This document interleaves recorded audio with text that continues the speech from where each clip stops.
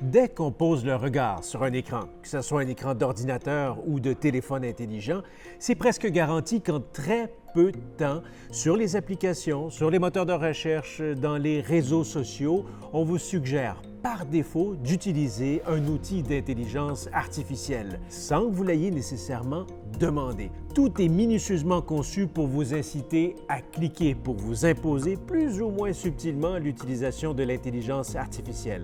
J'en ai jasé dans la rue avec quelques personnes que j'ai croisées et elles avaient aussi cette impression. Est-ce que vous trouvez que l'IA, on vous l'enfonce dans la gorge en tant qu'utilisateur des espaces numériques? Bien, bientôt, on n'aura plus le choix de se passer de ça. Donc oui, c'est sûr qu'on est confronté, puis même, on n'a pas vraiment l'option. Instagram, les réseaux sociaux, Messenger, tout ça, proposent de plus en plus même des conversations par IA. Écoute, on n'a pas le choix. Ouais. On s'en va là. Que la IA est là pour rester. Et qu'est-ce que vous pensez de cette stratégie de mettre par défaut des fonctionnalités qu'on n'a pas recherchées? C'est pousser à la consommation, c'est pousser quelque chose qu'on n'a pas demandé, qui est rajouté, c'est à notre insu. Je suis contre, mais je pense que beaucoup de gens sont contre. Ça vous inquiète? Oui, beaucoup. Ça devient une vraie addiction pour les jeunes. Et désinstaller les fonctionnalités IA, c'est pas simple. Non, je ne sais même pas comment le faire. Honnêtement, j'ai aucune idée si je suis même moi capable d'aller désactiver l'IA. Puis on me suggère jamais de désactiver les options d'IA, donc de facto, il y a toujours l'IA dans mes recherches sur Internet.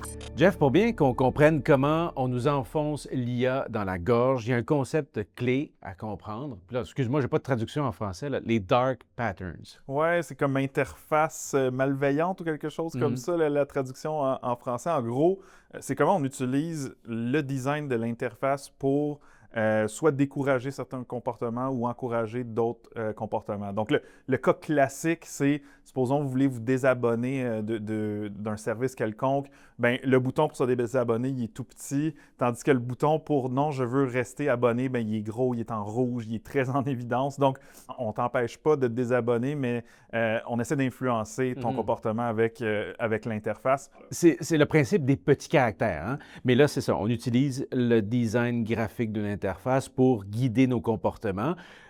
Bien, ça, on conçoit que c'est un principe ou une méthode qui est là en place depuis pas mal de temps dans l'univers numérique. Quand l'IA arrive dans le portrait, comment ça se manifeste? Bien, c'est qu'on insère des boutons pour utiliser l'intelligence artificielle absolument n'importe où. Donc, ChatGPT, je lui ai demandé de m'écrire une histoire pour endormir un enfant. Donc, il répond à ma requête, il écrit une histoire. Mais à la fin, il finit la publication avec une question.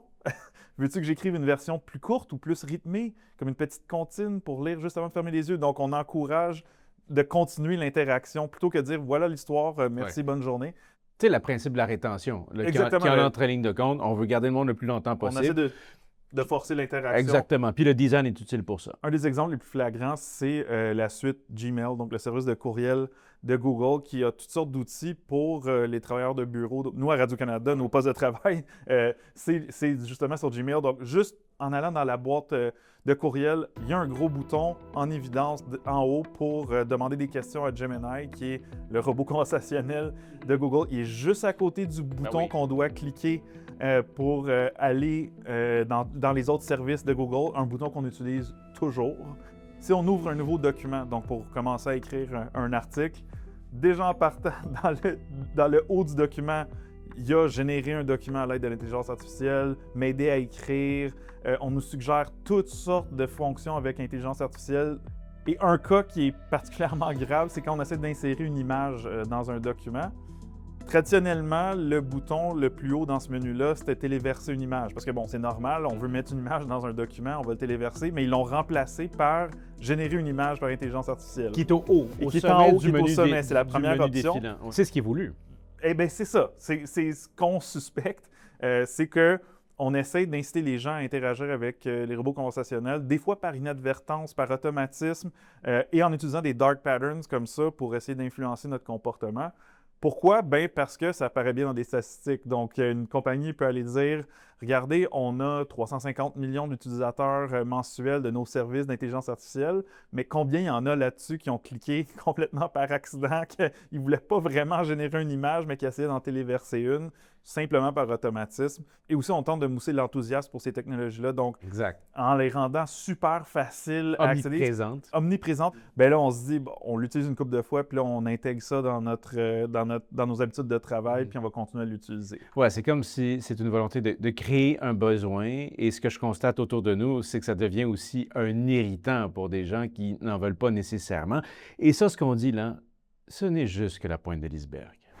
En fait, clairement, on se trouve face à une industrie qui veut nous imposer l'utilisation de l'intelligence artificielle. C'est du moins aussi la conclusion d'une enquête menée par deux chercheurs, deux spécialistes en design web, Thomas Thibault et Anaël Baignon.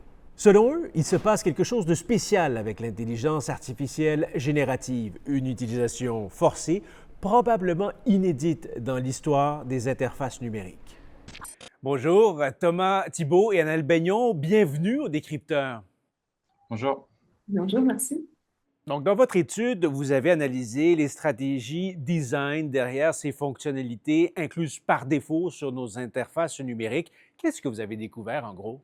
En fait, on utilise la métaphore souvent de la magie et notamment à travers ce petit emoji pictogramme étincelle qui est symbole historiquement plutôt de l'innovation, de l'émerveillement et qui caractérise une fonctionnalité intrinsèquement bonne. Les autres pictogrammes des autres fonctionnalités sont souvent, illustrent souvent littéralement ou métaphoriquement ce qu'elles font. La corbeille de son ordinateur, c'est une poubelle, le trombone d'une pièce jointe, la roue crantée des paramètres, etc. Donc, ils illustrent ce que fait la fonction, alors que ce n'est pas le cas pour l'IA. Et cette métaphore de la magie, on l'observe même dans le choix des couleurs qu'on retrouve sur ces interfaces, sur ces outils.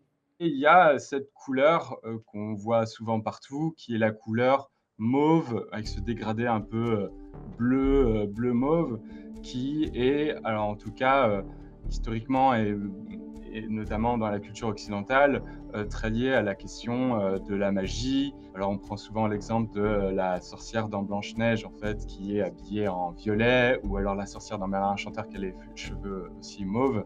Cette métaphore de la magie, elle nous pose problème dans la mesure où elle invisibilise certaines choses. Puisque c'est magique, je n'ai pas à me poser de questions sur ce qui se passe derrière.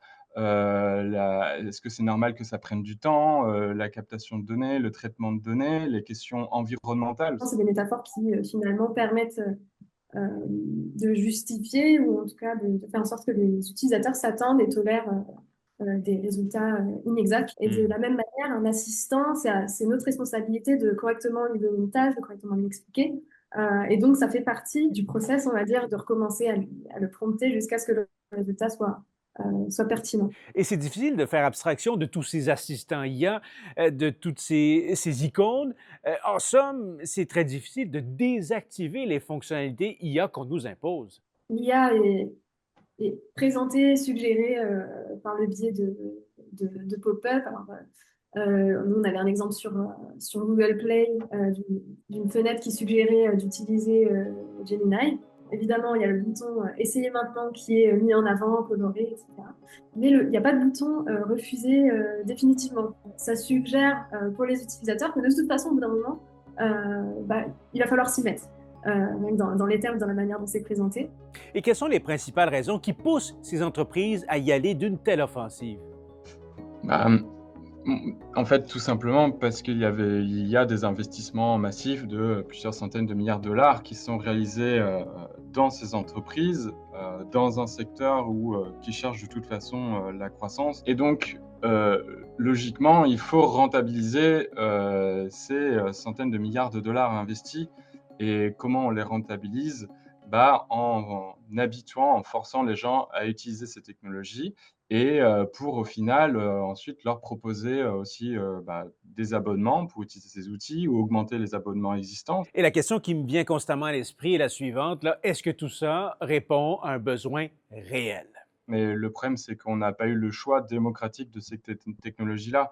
On devrait pouvoir se poser, discuter de est-ce que cette IA vaut le coup et est-ce que les IA valent le coup et quelles sont celles qu'on accepte de mettre en place parce qu'elles peuvent avoir des effets bénéfiques ou pas et d'autres non. Est-ce que ça vaut le coup environnemental, économique, social? C'est un peu ça la question. Merci à vous deux. À très Au vite, à revoir. voir.